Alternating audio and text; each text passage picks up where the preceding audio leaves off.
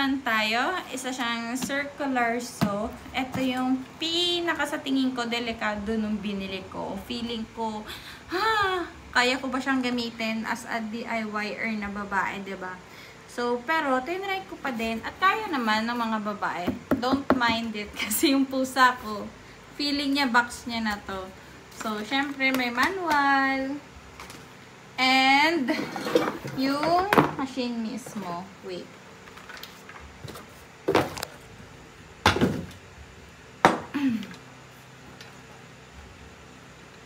So, kay circular saw, same lang din sa iba. Mga drill, sa kahit jigsaw, sa kahit ano. Pwede mo siyang ituloy-tuloy. Pindutin mo lang din uli ito.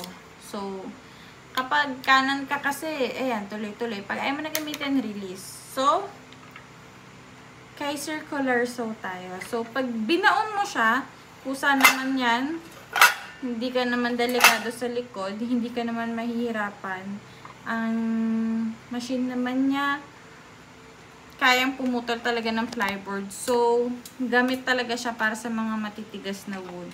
So, sa circle, gusto mong putulin yung kahoy mo ng pa-lengthwise, ineme, kung anong gusto mong putol, adjust mo lang to. So, yun lang, magluluwag ka, then, pwede mo na siyang iside. Meron naman siyang measure dito sa gilid, kung makikita nyo, 10. So, kung gusto nyo ng ganyan, pag ganun ng hati nyo, walang problema. Tapos may guide siya, na tinatawag. So, ito, ang protector niya sa likod, so, hindi ka madadali talaga. Palitan nyo naman ng circular saw nyo, ng blade niya. Open nyo lang to, luwagan nyo lang, kusa naman yan. Angat nyo lang to ng kaunti sa may gilid. Pasok nyo. So, pwede na kayo magpalit ng bala ng circular saw. Ito na yung pinaka maganda sa kanya kasi diretso talaga yung putol. Pwede siya sa plyboard, sa redwood, sa kahit anong wood. Kasi, madali lang siya. Easy na, unlike sa jigsaw, ito kasi diretso lang talaga.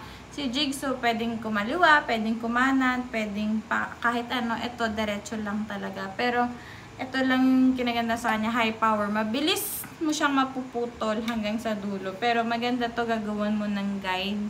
Or meron kang table talaga para maganap na yung machine niya. So, damn! Mga 3 to 4 times ko pa lang siya nagamit kasi wala pa naman akong wood na hinahati na malaki or sobrang tigas. Kaya hindi ko pa siya nagagamit masyado. Jigsaw, gamit na gamit ko. Up Spirit, okay naman yung tatak niya. Wala naman akong masabi. Matibay naman siya.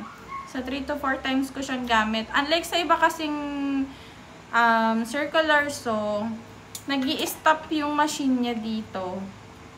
Tapos, uusok na lang siya. Yun yung delikado na pumuputok yung machine niya. Lalo na kung sobrang tigas at nag-stop to.